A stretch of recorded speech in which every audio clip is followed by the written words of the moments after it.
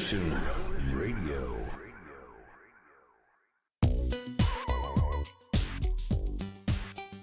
Join me on the Brian Rouge Show on Revolution Radio, Eastern Standard Time, every Tuesday night from 6 to 8. We talk about the four most vital things, in my view, affecting all of humanity. Number one is UFOs and aliens and their agenda for the advancement of humanity. Number two is the Jewish establishment's control over all aspects of human civilization. Number three, the truth about Adolf Hitler, how he was the opposite of what we've been told.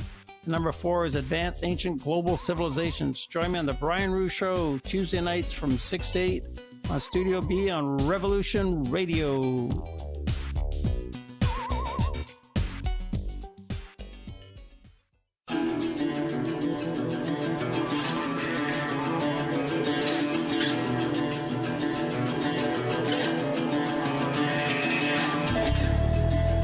Travels to Earth through the rainbow crystal bubbles from the furthest reaches of space and time, across the dimensions through the elements, and in harmony with the colors of the universe. Through her mastery of abstract stream of consciousness malapropisms, she weaves a web of comic, satiric, cosmic conversation. Her subjects can range from Norman, the goose next door, to astrology and earth changes, and into the deep recesses of the soul matrix.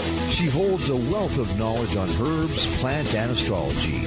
Join Mona and her guests on adventures of a feral hippie as she touches the earthly radio waves 5 days a week at 2 p.m. Monday to Friday on Studio B at Revolution Radio.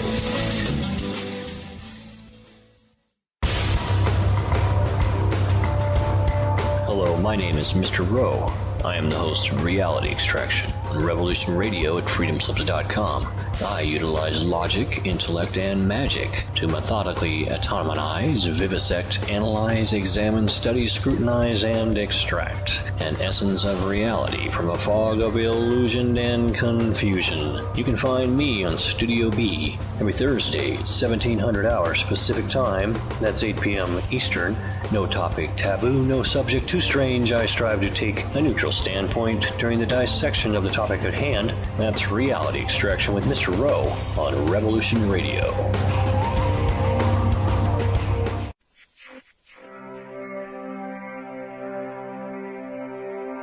Most guys freeze. That's your cerebral cortex looking for an answer it doesn't have. See? Even your brain knows you're screwed. The body's filling with adrenaline right now, whether you know it or not. Your heart's beating fast. It's getting a little harder to breathe.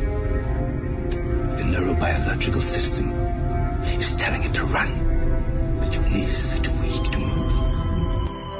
Fear is not real. The only place that fear can exist is in our thoughts of the future. It is a product of our imagination, causing us to fear things that do not at present and may not ever exist. That is near insanity. Do not misunderstand me. Danger is very real, but fear is a choice. We are all telling ourselves a story. You're listening to Revolution Radio at freedomslips.com. 100% listener-supported radio. Reporting to danger. Unafraid. Right here, where information never sleeps. Revolution Radio.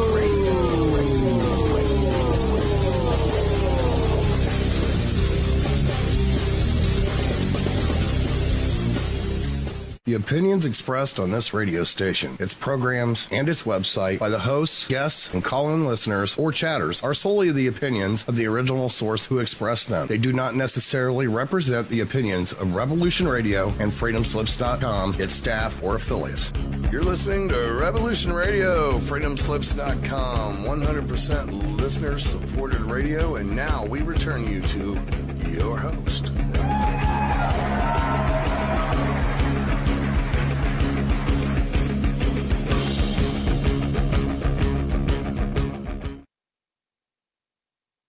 And welcome to Cosmic Catastrophes. I'm your guest host, Ransom Godwin. And Diamond and Leah are at the 34th annual Crestone Energy Fair, is why I'm filling in. I think I was here last time they went to Crestone, but you should check them out on YouTube. And hold on, let me mute this.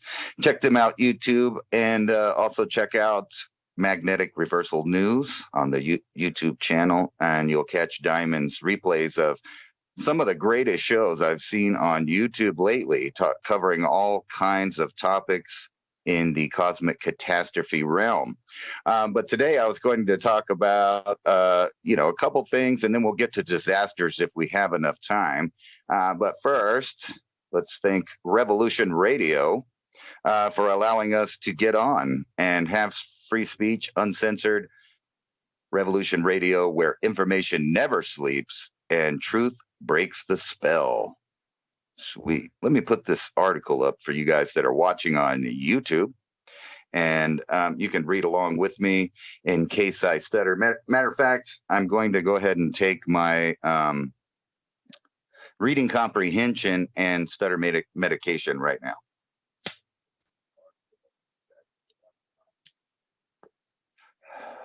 There we go. There we go. So here we go. First off, I want to read this article from the Free Press, which I think is really to the heart of what's wrong and what's going on. I guess what's wrong and also what's right about America, free speech, and our inalienable rights. And this is from a perspective of a migrant who moved here. So I'm going to go ahead and get into it. The government censored me and other scientists. We fought back and we won. Last week, a federal appeals court confirmed that science cannot function without free speech. Dr. J, and I'm not going to, let me see if I can butcher his name, Batak Charaya, probably not the way you say it. But anyway, here we go. When I was 4, my mother took me first for my first flight and first trip out of her native India into the U.S. with me and my younger brother in tow. We were going to meet my father, an electrical engineer and rocket scientist by training, who had won the U.S. visa lottery in 1970. He had money. Oh, excuse me. Hold on. He had no money, probably. He had moved to New York a year earlier. By that time he arrived, by the time that we arrived, he was working at McDonald's because engineering jobs had dried up during the recession. Both of my parents, children of the violent partition, which is, let me get off into that a little bit to give you some perspective on what the Great Partition was. It was a horrible time shortly after, or right before the end of, bad times all around the world, right after World War II in August of 1947, when after 300 years, British had finally left. They left the subcontinent, and it was partitioned into 2 independent states, a Hindu majority India and a Muslim majority Pakistan. But right after Britain left, immediately there, began to be problems from the clashing cultures there. And they call this the Great Partition. The Hindu majority India and the Muslim majority Pakistan, immediately there began one of the greatest migrations in human history, as millions of Muslims trekked west and east to, they trekked to West and East Pakistan, that later known as Bangladesh, while millions of Hindus and Sikhs headed the opposite direction. Many hundreds of thousands never made it to their destination. Across the Indian subcontinent, communities that had coexisted for almost a millennia attacked each other in a terrifying outbreak of sectarian violence, with Hindus and Sikhs on one side and Muslims on the other. A mutual genocide as unexpected as it was unappreciated. In Punjab and Bengal, provinces in India, borders with West and East Pakistan, respectively, the carnage was especially intense, with massacres, arson, forced conversions, mass abductions, savage sexual violence. Some 75,000 women were raped, and many of them were disfigured and dismembered. You know, this portion of the history, some people call it the Great Divide, because there was gangs of killers that were set loose on whole villages. They would set them on fire, hacking to death the men and children, and the age of young women. They were carried off to be raped. Some British soldiers and journalists who had witnessed the Nazi death camps even proclaimed that partition's brutalities were even worse. Pregnant women had their breasts cut off and babies hacked out of their bellies. Infants were found literally roasted on spits. By 1948, the Great Migration drew to a close. But that gives you some perspective of where this guy's parents came from and why they came to the United States out of that horror. What a horrific thing. But anyway, so both of his parents, children of the violent partition in India and East Pakistan, now Bangladesh, had grown up in poverty. My mother in Calcutta slums. They immigrated to this country because they believed in the American dream, that belief that led success, the belief that success my father ultimately found as an engineer and my mother found running a family daycare business. Our family had indeed won the lottery, but coming to America meant something more profound than a financial opportunity.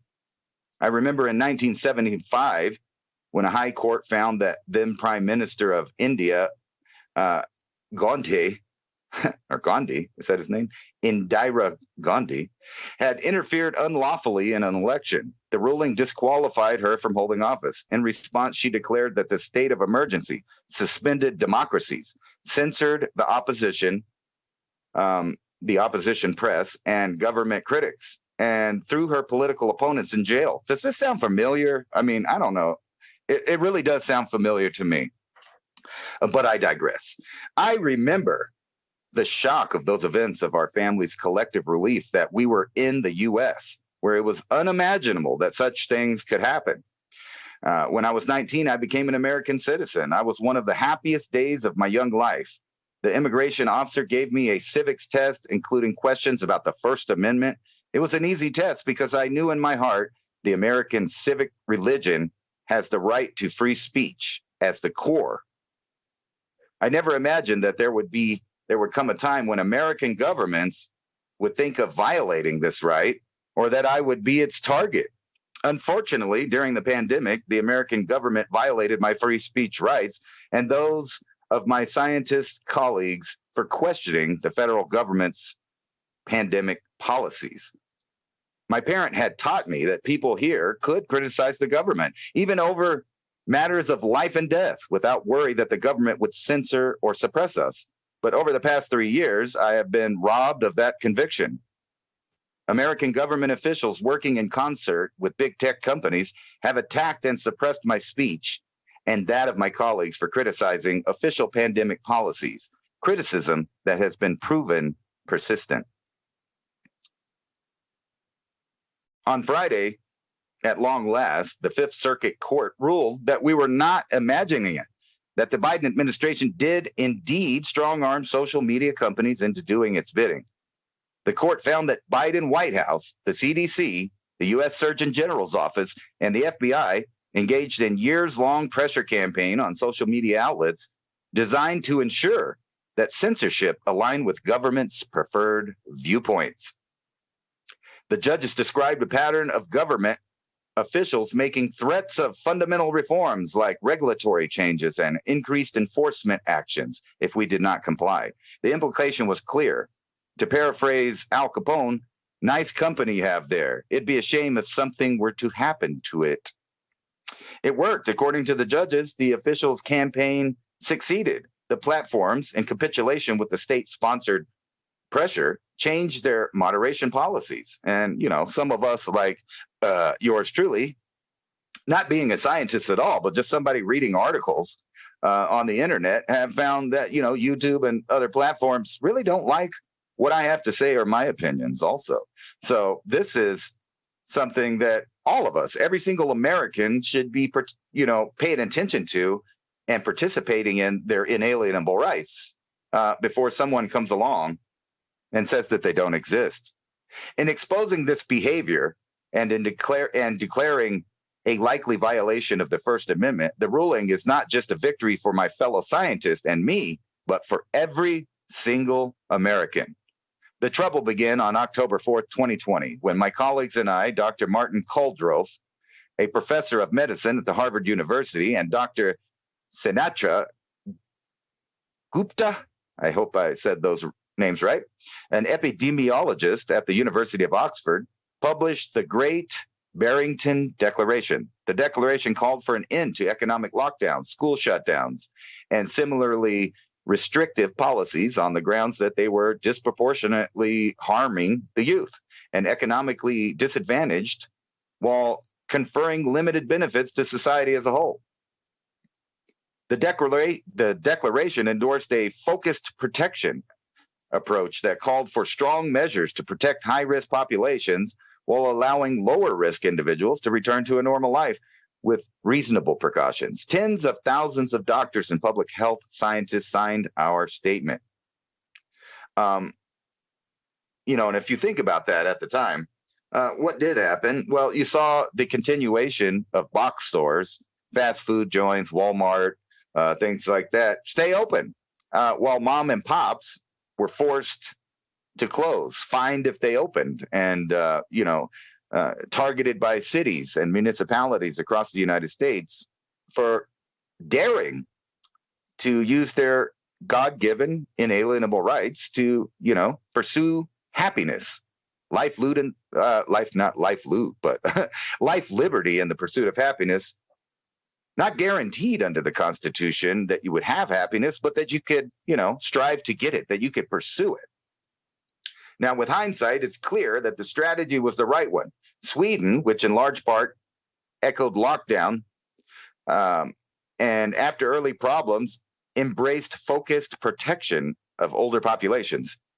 Kind of different than over here where we shoved a bunch of people into nursing homes that may or may not may have affected the outcome of everybody living their life. I'll just put it that way. Anyway, they embraced focused protection of older populations, had among the lowest age-adjusted all-cause excess deaths than nearly every other country in Europe, and suffered none of the learning loss for its elementary school children. Similarly, Florida has seen lower cumulative age-adjusted all-cause excess deaths than lockdown-obsessed California since the start of the pandemic. But at the time, a proposal was viewed by the high government officials like Anthony Fauci and some of the Trump White House, including Deborah Birx, I think that's right, Birx, then White House coronavirus response coordinator, as a kind of heresy. Federal officials immediately targeted the Great Barrington Declaration for suppression because it contradicted the government's preferred response to the COVID. For days after declaration publication, then director of the National Institute of Health, Dr. Francis Collins, emailed Fauci to organize a devastating takedown of it. Almost immediately, social media companies such as Google, YouTube, Reddit, and Facebook censored mentions of the declaration. As the Free Press revealed in its Twitter files reporting in 2021, Twitter blacklisted me for posting a link to the Great Barrington Declaration. YouTube censored a video of a public policy roundtable of me with Fauci, Governor Ron DeSantis, for the crime of telling him that scientific evidence for masking children is weak. And, right now, just reading a mainstream article, me, Ransom Godwin, we'll probably get some kind of, violation just for reading this article.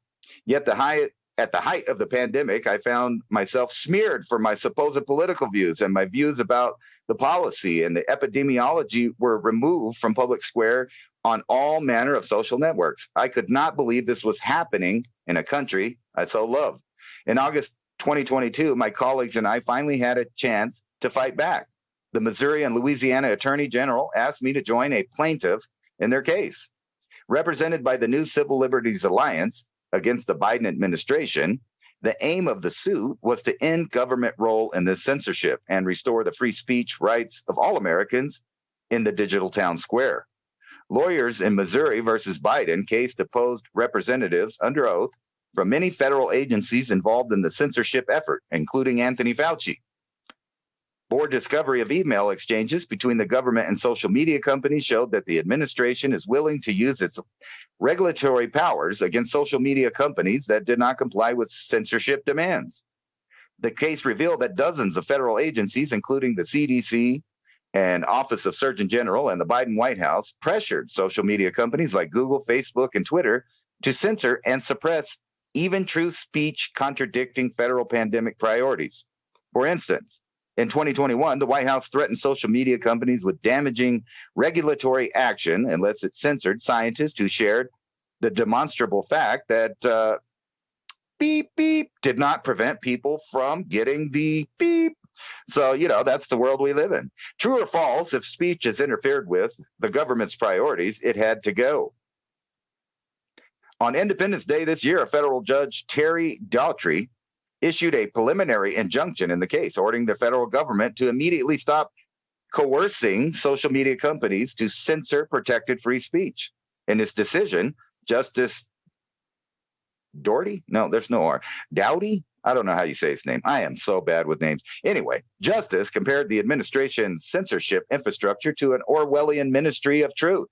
His ruling decried that the vast federal censorship enterprise that dictated who and what social media companies could publish. The government appealed, convinced it should have the power to censor scientific speech. An administrative stay followed and lasted much of the summer. But on Friday, a 3-judge panel of U.S. Court Appeals for the Fifth Circuit unanimously restored a modified version of the preliminary injunction telling the government to stop using social media companies to do its censorship dirty work. Defendants and their employees and agents shall take no actions, formal or informal, directly or indirectly, to coerce or significantly encourage social media companies to remove, delete, suppress, reduce, including through altering their algorithms, posted social media content containing protected free speech. That includes, but not is limited to, compelling the platforms to act, such as by intimidating that some form of punishment will follow a failure to comply with any request, a supervising, a directing, or otherwise meaningful controlling of social media companies' decision-making process. In other words, like the 7 channels, they deleted 420 TV, that's now Mountain High Time, for just simply reading articles and voicing my opinion on things, saying that I believe or don't believe in any specific thing. Do I have to? Is that the new law? That's what we're dealing with here. From the LGBT topic to the scientific topic of global warming and man-made climate change, to what the Constitution means. All of these things have come up in recent times with arguments from those on certain ends of the political spectrum that would say that I shouldn't be able to say things. If they don't agree with it, it's not true. And effectively what they're telling people across the nation is that even though it's not in the Constitution, you will be forced to pretend. You remember that little kid when you were a kid and you went over their house and they wanted to play something, they wanted to play pretend, and they would get mad at you if you didn't pretend with them and, go ahead and say the other kid is He-Man because he identifies as He-Man. Well, that's where we're at as adults now. And a nationwide discussion is, do people have the right to make you pretend with them? Do you have to believe make-believe? Or can you rely on your own deductive logic and critical thinking and traditional knowledge to base what you say and how you feel about things? Anyway, back to the article. As I read the decision, I was overcome with emotion. I think my father, who died when I was 20, would be proud that I played a role in this. I know my mother is. That is because the victory is not just for me, but for every American who felt the oppressive force of this censorship industrial complex during the pandemic. It's a vindication for parents who advocated for some semblance of a normal life for their children, but found their Facebook groups suppressed. It's a vindication for people that are beep, beep patients who sought the company and counsel of fellow patients online, but found themselves gaslit by social media companies and the government into thinking their personal experience of harm was all in their heads. The decision provides some solace for scientists who had deep reservations about lockdowns, but censored themselves for fear of reputational damage that came with being falsely labeled misinformers. They were not wrong in thinking science wasn't working right. Science simply cannot function without free speech. The decision isn't perfect. Some entities at the heart of the government censorship enterprise can still organize to suppress speech. For instance, the Cybersecurity and Infrastructure Security Agency, CISA, within the Department of Homeland Security, because, they come out with great, all of those lettered alphabet things that come out of the Department of Homeland Security, aren't they great? Anyway, I digress.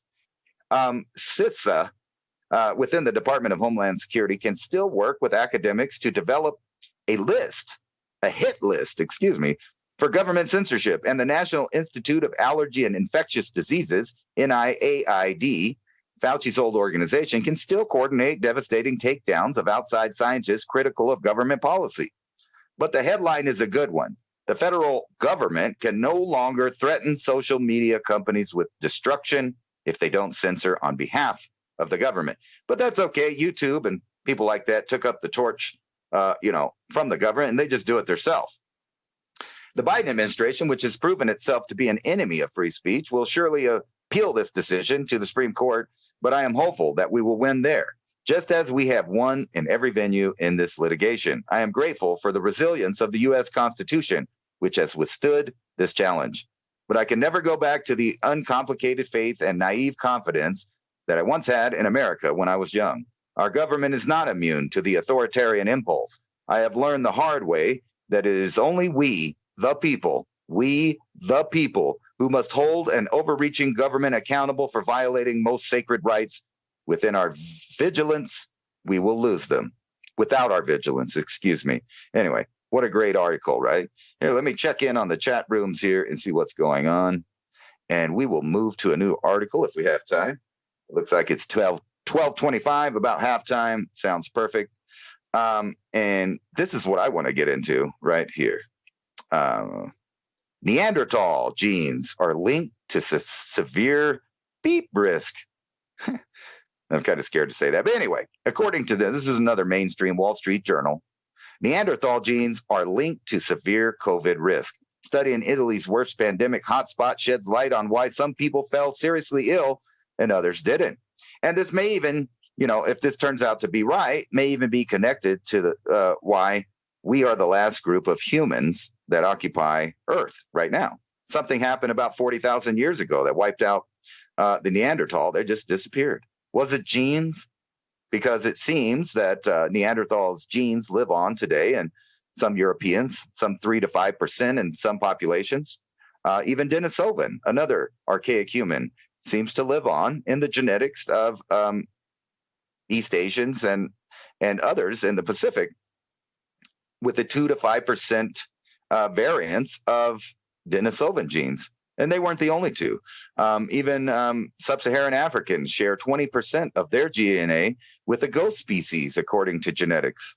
And they found other links in genetics that appear to indicate that there were 4, 5, 6, maybe even 7 different kinds of human beings living on the earth simultaneously at one time. So when you hear stories of the hobbits and the elves and the dwarves and all of this stuff, that may be just a reflection of the ancient world, of the ancient people that we now read about, and things like Gilgamesh, things like that, stories that talk about having friends out there, the Enkidu, that would be. Come back from halftime.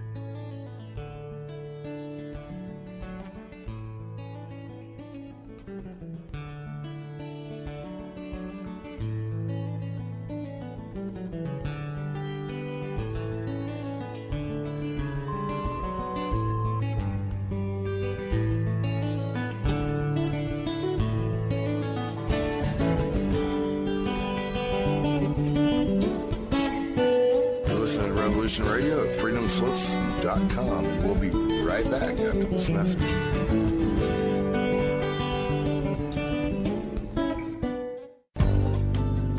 Who owns you? If you're not in control, then someone else is. Join me, Ivy West, for Voices on the Wind, Saturday. I discuss government, health, metaphysics, suppressed science, universal mysteries, little-known incredible facts, alternative energies, and even more than you can imagine. Won't you join us on Revolution Radio Saturdays for Voices on the Wind with me, Ivy West. There are lives in the balance, people under fire, children at the cannons. Because if your head's in the sand, your tail is a target. Thank you for listening to Revolution Radio at freedomslips.com, the #1 listener-supported radio station on the internet. Please help support this station so this battle can continue forward. Revolution Radio!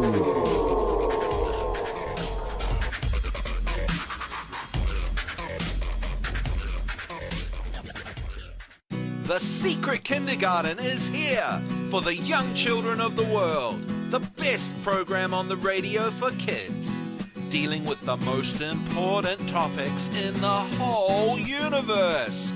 Fairy tales, music and movement, numbers, plants, animals, fun, colors, insects. Take care and cast your ears out to catch a story from the world of other young things. Reach out, up, under, and over. Sing a song. Talk about feelings. Just remember the magic word. The magic word is no. Step on into the Secret Kindergarten. Saturdays, 1 p.m. to 3 p.m. Eastern Time. Right here on Revolution Radio.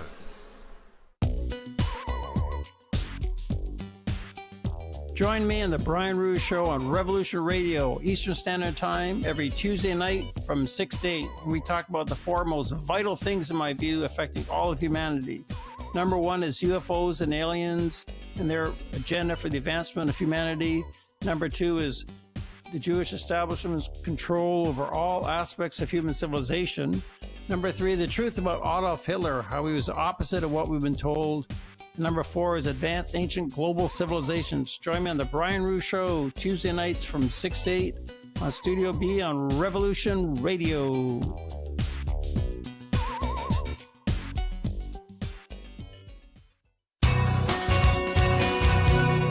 Thank you for listening to Revolution Radio at freedomslips.com. Any commercial advertising you may hear in this program is of the sole discretion and benefit of the host of whose program you are listening to. Revolution Radio does not endorse any commercial products, nor does it accept monetary compensation for on-air advertising of commercial products, nor will it ever. We are and shall remain 100% listener supported. Any product advertising on this program are considered used at buyer risk, and Revolution Radio shall not be held liable for any claims or damages received from any product advertised within this program. Revolution Radio, where information never sleeps.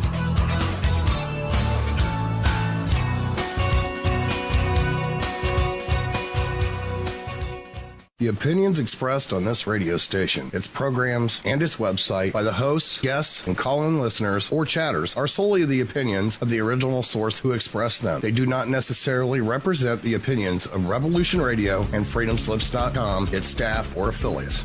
You're listening to Revolution Radio, freedomslips.com, 100% listener-supported radio, and now we return you to your host.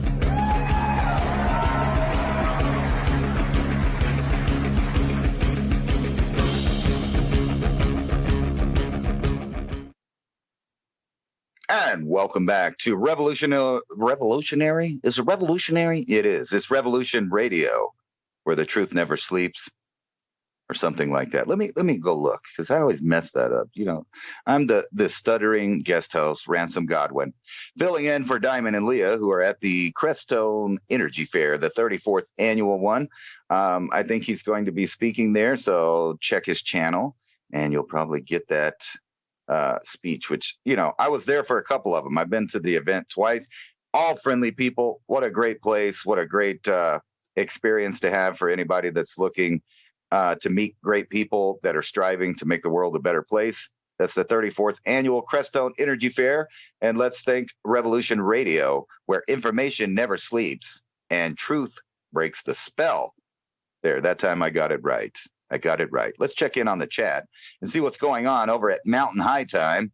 That's my YouTube channel. So if you want to stop by there and say hello, you're welcome to. Great friendly chat in there. Anyway, let's get back to our show.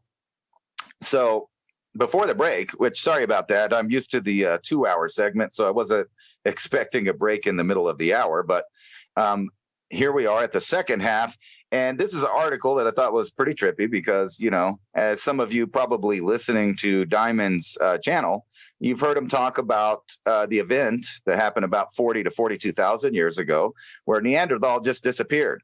And there's been some papers out that may indicate that it was specifically genes that they didn't have that may be the reason that they disappeared. A smaller magnetic field, more cosmic rays, more solar particles coming in may have been too much for Neanderthal and other archaic humans to survive the changeover of whatever happened. However, like I said before, the genes of our distant cousins are not lost. They live today within us. And I know a lot of people get into the topics of race and, other things. It's kind of unnecessary once you understand that we are an admixture species, a species formed from several different human species, individual species that mated to create admixture hybrids, which we now call Homo sapiens sapiens. We have Cro-Magnon, which probably is the core species, considering that most of the genetics found on Earth today are from Cro-Magnon man. And that's disturbing in a lot of circles because the idea of out of Africa seems to be falling apart as we find apes in different areas of the world where, like Asia. Recently, they found some in Turkey. And the idea that there's only one cradle of civilization may be true, but the idea that man only came from one place may not be true. Indeed, man may have evolved separately in several distinct locations, creating different humans, our cousins, our brothers, whatever you want to call it. But we now know today that we are an admixture species of several different humans. And this article kind of goes into that same area of thinking. And the title is Neanderthal Genes Linked to Severe COVID Risk. Study in Italy's worst pandemic hotspot sheds light on why some people fell seriously ill and others didn't. I myself got COVID, but we didn't have any, none of my whole family had any respiratory problems. It was just a weird feeling of artificialness, I guess. A lot of body aches. It really felt like a big pile of poo for about 2 weeks. But we didn't get anything like other people got. A lot of people, they got the respiratory end of it, and they didn't make it, unfortunately. But anyway, here's this article here. Let's get into it. So Rome, the northern the northern Italian city of Bergamo, suffered one of the world's highest COVID-19 death rates, with army trucks deployed to carry the dead out of the overwhelmed town in the early days of the pandemic. A new study carried out by Bergamo, I think, now suggests that genes inherited from Neanderthals, extinct cousins of modern humans, could help explain why some people develop life-threatening forms of the disease while others didn't. A high number of infections in Bergamo provided scientists with data for the study. Through the research, I hate when they do this. This is the might, maybe, could be thing that I keep finding in science of today. I could might, maybe, and could be myself. I try not to. We kind of do that on Thursday nights, putting together different ideas that could or might happen or are likely to happen based on trends in the world on many Ice Age Conversations on Thursday night right here on Revolution Radio on Studio A. But whenever you hear scientists throw this out there, it kind of, in my opinion, kind of means that their stuff means diddly squat. But anyway, we'll take it at face value here. Though the research doesn't address why so many people died, which is the topic of the damn article we're reading. Anyway, it doesn't address why so many people died. They're compared with other parts of Italy or Europe.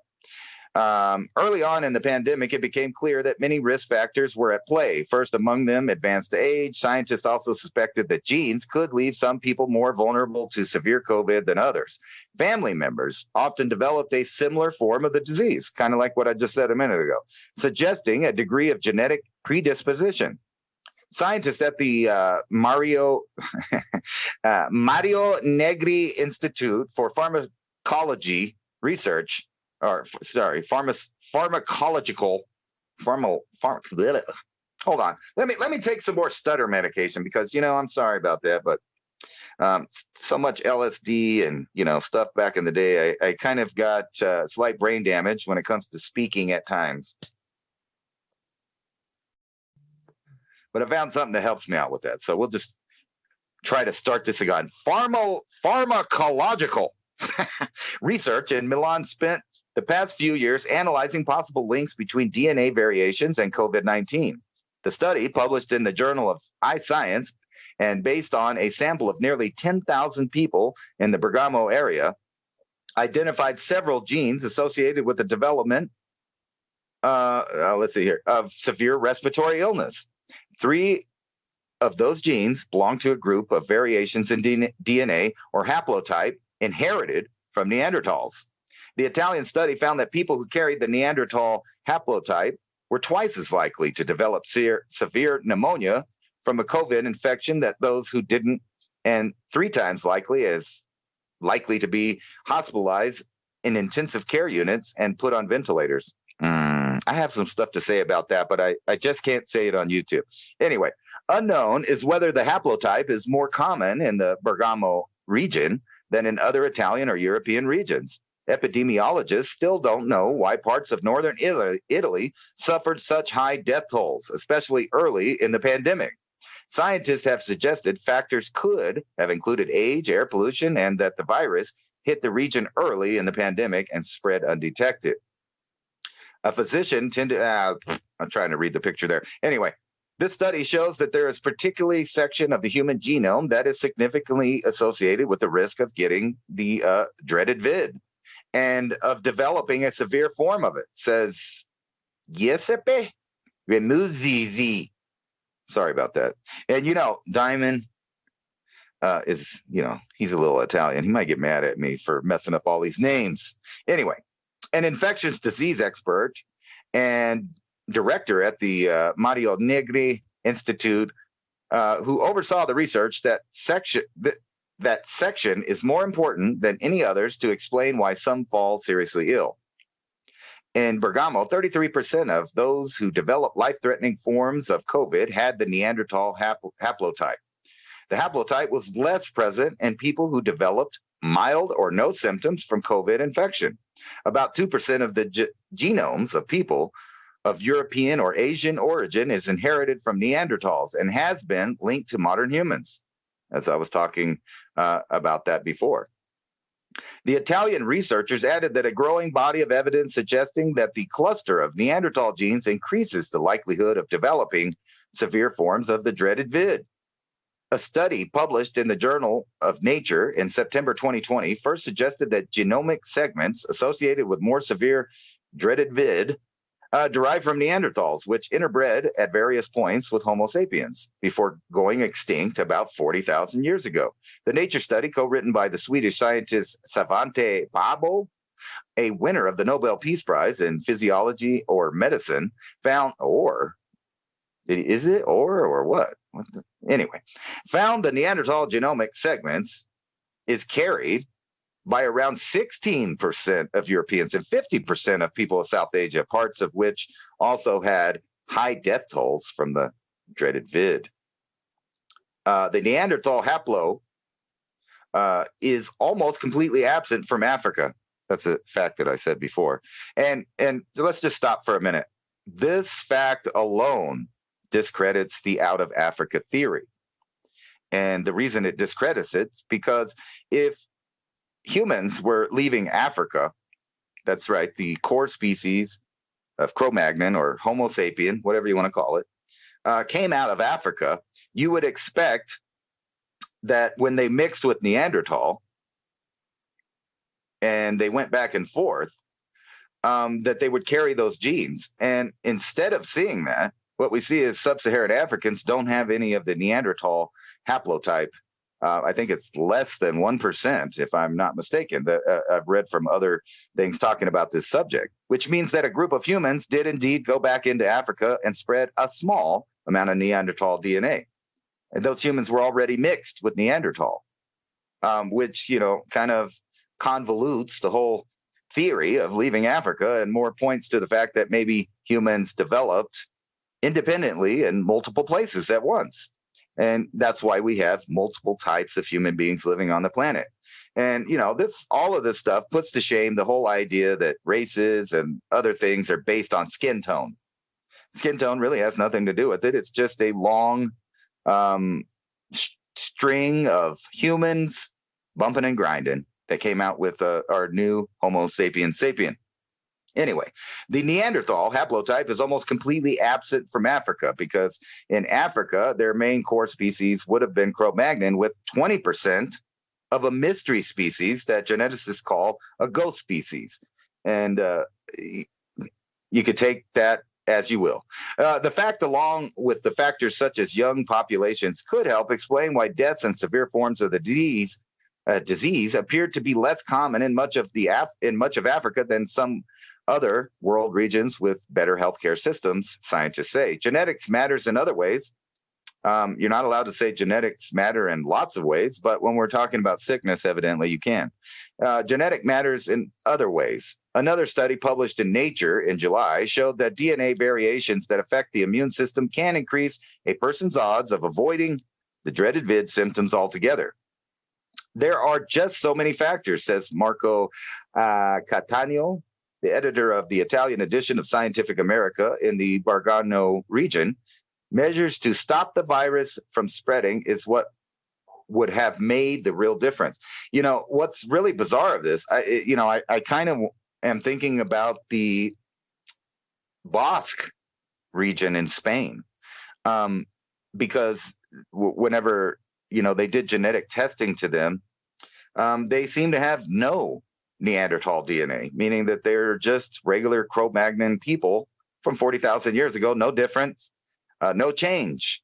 They're just sitting there. And matter of fact, their language doesn't match up to any of the other sources from the Aryan Indian, or how do you say that? Aryan Indus Valley. The languages that came out from the Aryan languages, which most languages that we speak in Europe and Asia came from those, except for like the Chinese language and other languages of East Asia. But as far as India, the subcontinent, and Europe and Eurasia, almost all the languages have their traces back to that time period. And so it makes you wonder, like, where did Cro-Magnon man show up in the first place? What kind of cataclysm made him start moving around and, mixing with other humans that they found when they came? Interesting fact about the Basque in Spain is that they claim to have come from Atlantis. And they're not the only ones. Actually, there's the Berber people living in North Africa that many thought were distant relatives of Europeans that just moved into North Africa. But genetic tests say they are indigenous people to North Africa. And then you have the Guanche of the Canary Islands, who were this 6 foot tall, 7 foot tall, redheaded, white looking people with gray eyes, blue eyes, according to the Spanish. They no longer are around today because the Spanish conquered and killed them, but they were building pyramids. They were doing their thing for God knows how long out there, segregated from all of the other humans.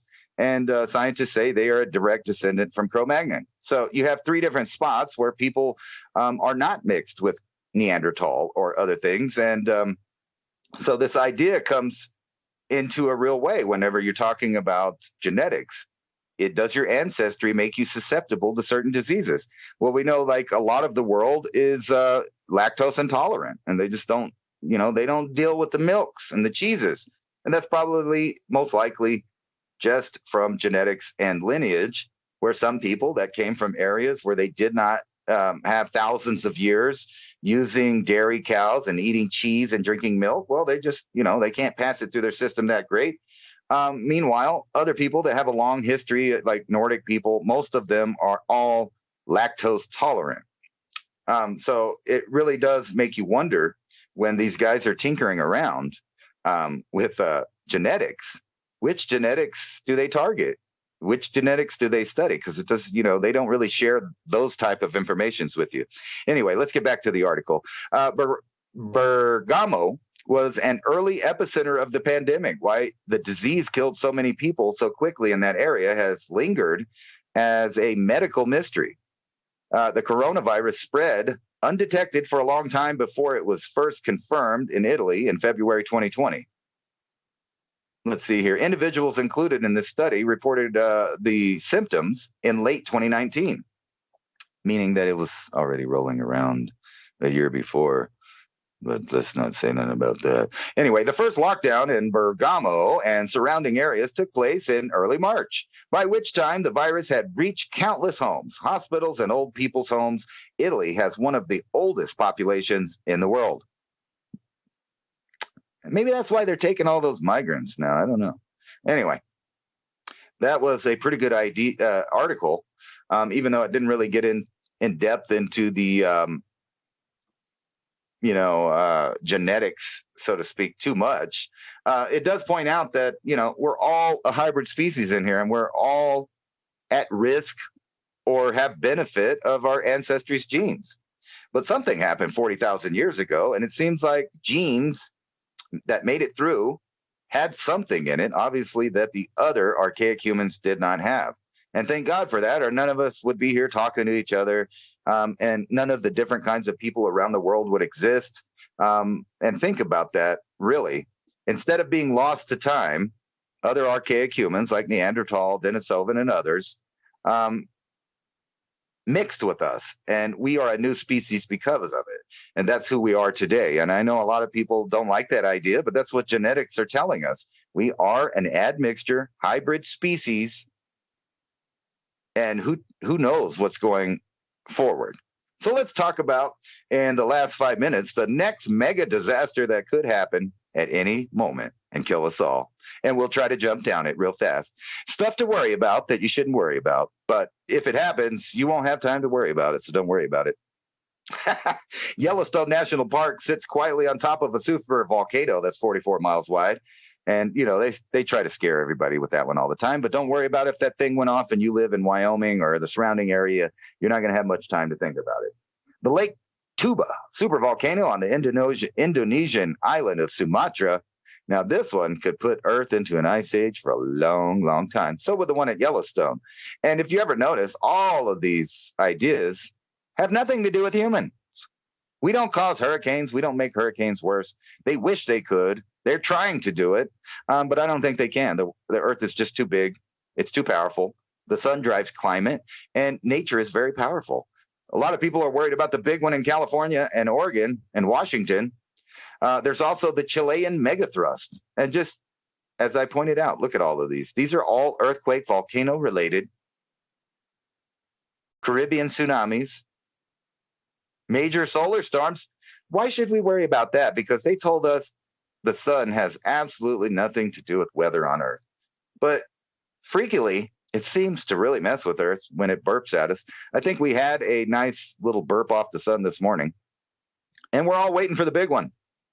And if any of you guys have seen that cartoon show, it's kind of like Rick and Morty. I forgot what it's called, but they start off every show, and then the asteroid hit, because that's why they left their planet.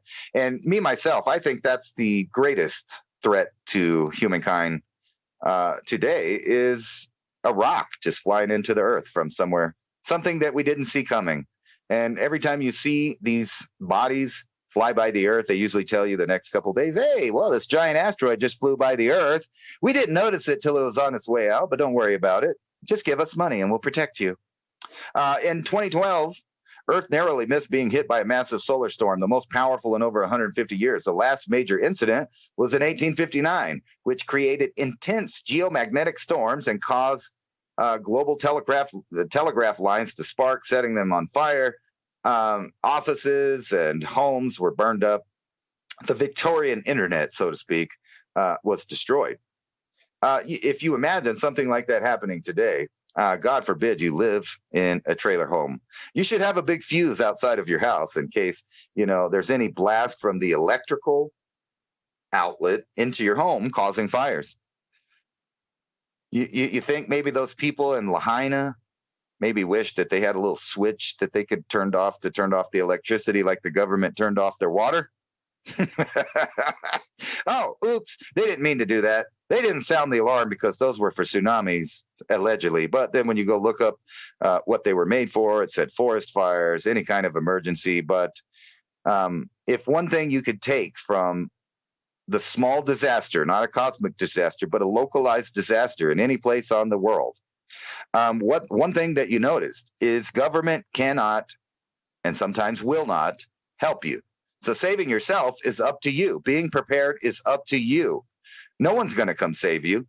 There's no white hats going to fix the government for you. That's not going to happen. It's going to happen from the populace, from the ground up. When you're tired of being under tyranny, you're tired of being ruled and regulated, that's when it'll stop, and not a minute before that. So stop waiting for the white hats. They're not going to save you. You can save yourself. You can save your family. And the people in Hawaii found that out when the people that disregarded the roadblocks and totally ignored government and didn't listen to them, guess what? They survived. They survived, and you can survive too. If you prep, use critical thinking, deductive logic on what could or might be. What are the odds in your area? Are you susceptible to earthquakes, hurricanes, tornadoes, etc.? Are you susceptible to government and political and public dangers, meaning that when things go into turmoil from one of those other events, hey, it could be the dollar that collapses. You never know what the event is going to be. It could be just that, a cosmic catastrophe where the earth is just sitting here minding our own business and the sun burps out something that will knock us back all the way to a similar time as the Stone Age. And that's very possible, and it's likely. So you don't have to worry about, the earth burning up or any of these other things they tell you about. The sun's going to get too big in millions of years. Guess what? You're not going to be alive then. And by then, human beings, if still there, will be trying to figure out what to do then. And if they're prepared, they'll survive, just like you will. And we're wrapping up the hour here. And I've been your guest host, Ransom Godwin, filling in for Diamond and Leah from the Oppenheimer Ranch Project, Magnetic Reversal News, and Shinrin Yoku on YouTube. And don't forget to tune in every Saturday at noon Mountain High Time to catch their show right here on Revolution Radio,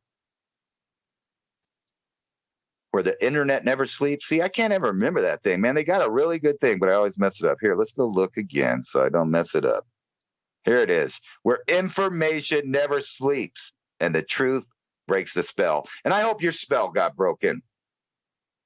I hope it got broken sometime in the past 2 years, if you didn't already. Figure it out that you are the only one looking out for you. You're the only one looking out for your family. Until we come together as a civilization that looks out for each other, you're on your own. So prep, think about it, be prepared, and don't be a victim of natural disasters. Don't be a victim to yourself, and don't be a victim to the government. Doot, doot, doot. And here comes the radio. The radio sounds. Thanks for watching. You can catch me on Mountain High Time, and don't forget to check out Diamond and the Crestone Energy Fair.